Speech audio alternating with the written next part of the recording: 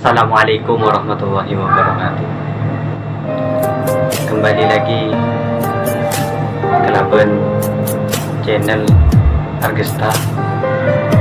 Channel ini mungkin ingin menampilkan Sarimin sebagai pencerita atau sejarawan. Dia akan menceritakan sesuatu berkaitan kelabuan sejarah Islam. Torek areng sareng cenguk Sarimin.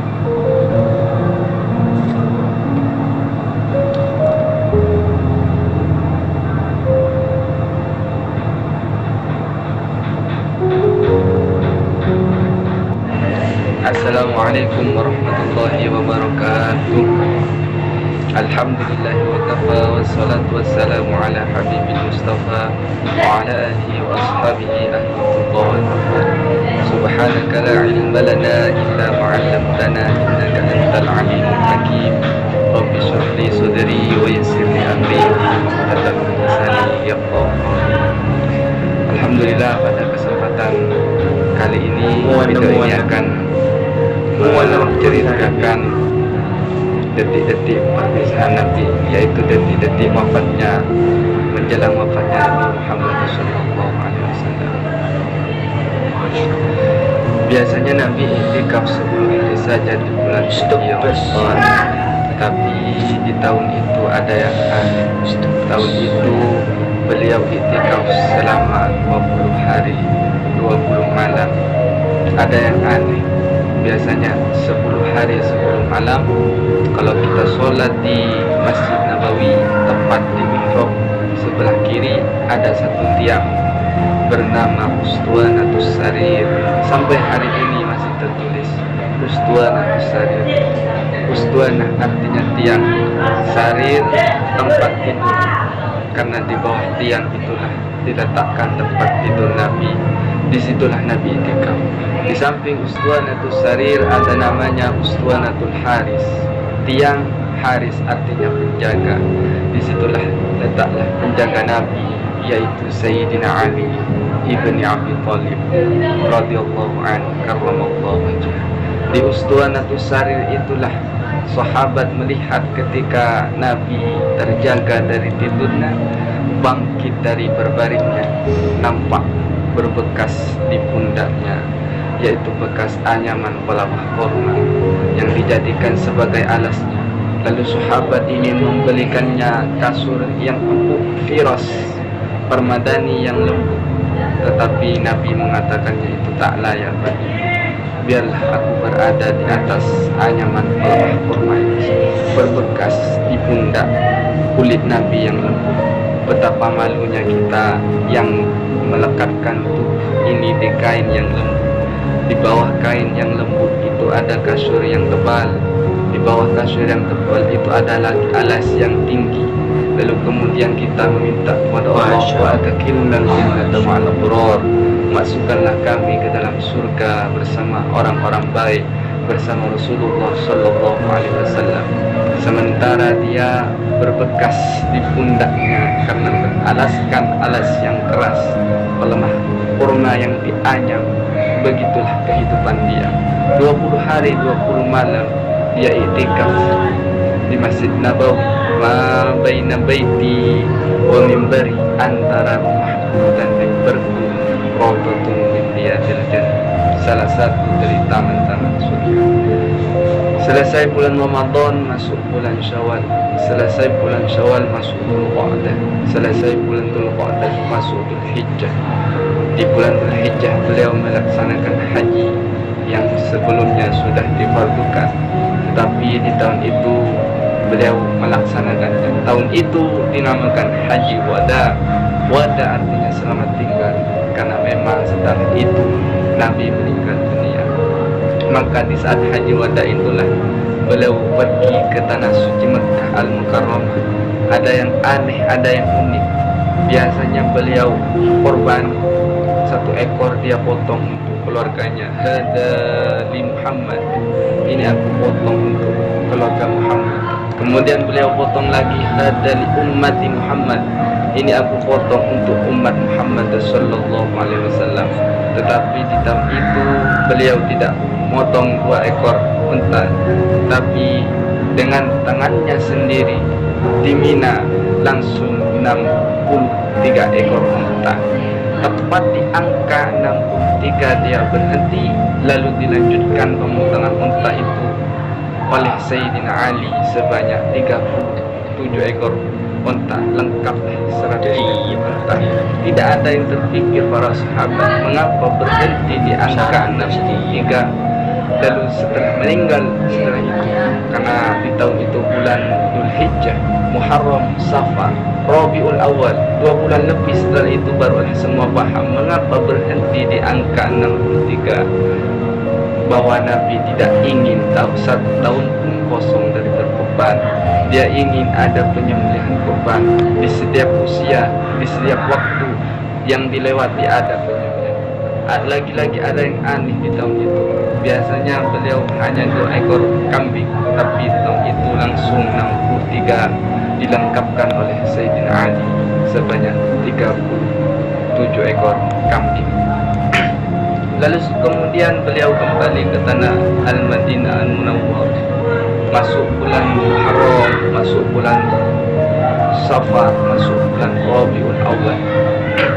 Lalu beberapa hari menjelang meninggal, beliau berziarah ke makam Baqi yang ada di samping Masjid Nabawi sebelah kiri. Pulang dari Baqi, beliau merasakan sakit kepala yang sangat amat keras. Itu diadukan kepada Sayyidatuna Aisyah Ummul Mukminin radhiyallahu anha. Beliau juga mengadukan masih terasa sakit, sisa-sisa racun yang tertelan yang diberikan perempuan Yahudi dulu beberapa tahun yang lalu, tepatnya di tahun ke-7 ketika mereka mengundang dia ke perkampungan yang besar. Di Madinah ada Bani Yahudi Bani Nadir, ada Bani Yahudi Quraidah, ada Bani Yahudi Qainuqa, ada Bani Yahudi Khaybar. Lalu mereka mengundang dia ke Khaybar. Mereka tanya, makanan apa yang paling disukai Nabi? Nabi menjawab, makanan yang paling disukai Nabi yaitu kaki kambing bagian depan. Lalu mereka sajikan kaki kambing bagian depan itu, karena memang itu kesukaan Nabi. Ternyata di bagian depan kaki kambing itulah mereka tanamkan racun yang sangat banyak, sangat berbahaya. Sahabat yang mengunyah kaki kambing itu langsung meninggal di tempat. Nabi Sallallahu Alaihi Wasallam sepakat semua ahli sirah bahwa Nabi memasukkan kaki kambing itu ke mulutnya. Tetapi mereka ikhtilaf tentang melalatnya. Maka segera Jibril memberitahuannya bahwa ada racun. Nabi memuntahkannya keluar, tetapi ada beberapa air liur masuk ke dalam. Mengapa itu terjadi? Bukankah Allah sudah menjaga? Bukankah Allah sudah memberikan wahyu, memberikan ilham kepada malaikat Jibril untuk menjaga Nabi? Mengapa itu terjadi? Hikmah dibalik itu menurut ahli sirah bahwa Allah tidak hanya memberikan nikmat sebagai penutup Nabi dan Rasul, tetapi Allah juga memberikan nikmat sebagai mati sebagai syahid karena tertelan racun di Khaybar. Aku masih merasakan sisa-sisa racun itu, wahai Aisyah. Lalu kemudian beliau sempat kehilangan kesadaran. Lalu sahabat mengambilkan air yang disimpan di kerbau, kulit kambing yang dijahit, sampai air itu tidak keluar karena jahitannya sangat ketat. Lalu disiramkan ke wajah Nabi. Di saat disiramkan ke wajah Nabi, Nabi pun sadar. Dan di saat Nabi sadar, apa yang diinginkan? Biasanya kalau orang setelah pingsan, orang setelah selesai pingsan inginkan sesuatu, inginkan makanan, inginkan sesuatu. Tetapi Nabi ingin sholat berjamaah, dibawa ke Masjid Nabawi. Tapi saat itu keadaannya sangat lemah, kakinya terseret, dipapah oleh Fadl dan Ali, satu di sebelah kanan, satu di sebelah kiri. Tangan Nabi di pundak Fadl dan Ali.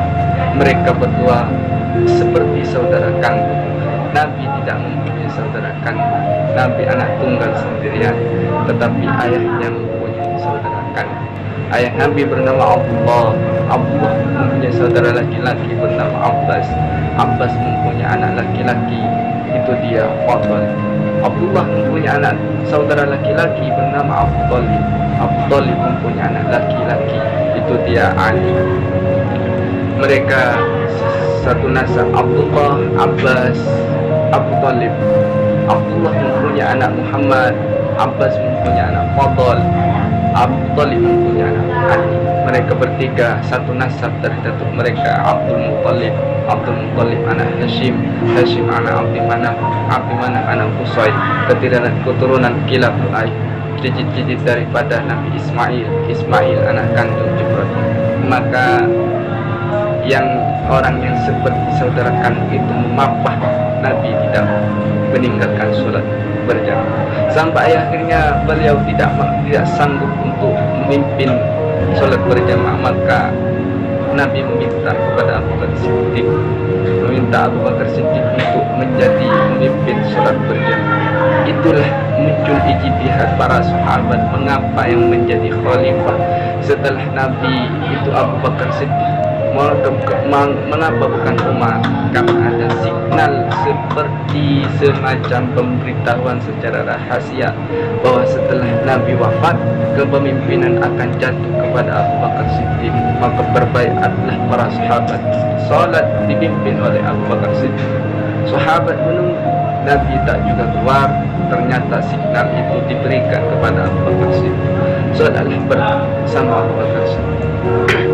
Sampai akhirnya pada suatu ketika Nabi berada di kamar Aisyah. Nabi cuman melihat dari balik jendela, nampak dari raut wajahnya, dari angkukan kepalanya, bahwa Nabi memberikan ridho untuk kepada Abu Bakar Siddiq untuk memimpin sholat berjamaah. Nabi tetap berada di kamarnya karena tidak bisa ikut beserta sahabat yang akan melaksanakan sholat berjamaah. Mungkinlah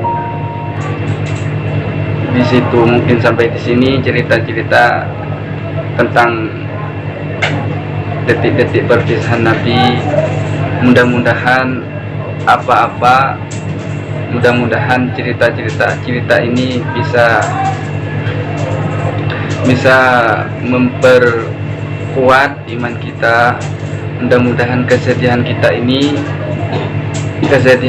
ini agar bisa untuk semangat untuk menolong agama Rasulullah Sallallahu Alaihi Wasallam. Kesedihan tidak cukup, kita harus menolong agama Allah. Mungkin sedemikian. Bila ada kesalahan, mohon maaf. Bisa kalak kesimpulan dalam video saya ampun jongo kasak kesimpulan lah dalam video detik-detik wafat Kanjeng Nabi. Ampun beri sinyal Kanjeng Nabi Arafah dalam bulan kurban atau bulan Idul Adha. Kanjeng Nabi tak biasa nah korban sekitar 3 ontah. Dalam Idul Adha nikah Kanjeng Nabi korban sekitar 3 ontah. Kena aki 100 sarang Kanjeng Nabi, tapi setolopolo peto ontah. Bagi laki penyambulin na dekah Sayyidina Ali. Bojukan sinyal detik-detik wafat Kanjeng Nabi. Kanjeng Nabi makon Sayyidina Abu Bakar makon imani bukto rasa. Maka ketika Kanjeng Nabi saya kentek kepemimpinan Khalifah sekali itu Sayyidina Abu Bakar. Bojukan dalam cerita Sarimin nikah ungku the job munjan gula. Anak pengguna mengucap the job. Soalah Sarimin dalam belajar sejarah. Telah tak ngeningat kentok. Banjukan Sarimin nikah. Telah miroan. Miroan keningan no. Rasa manis cepon. Karena apa? Karena Sarimin nikah. Telah kelopay. Dia rasa na miro. Cina dia kan aceh. Nikah pada Mas Sarimin. No. Gula Burhan atau kenal Jack Fatih ni unah sa bawah sesubung atas menabi dalam pembukaan atau penutupan boleh bersalah. Assalamualaikum warahmatullahi wabarakatuh.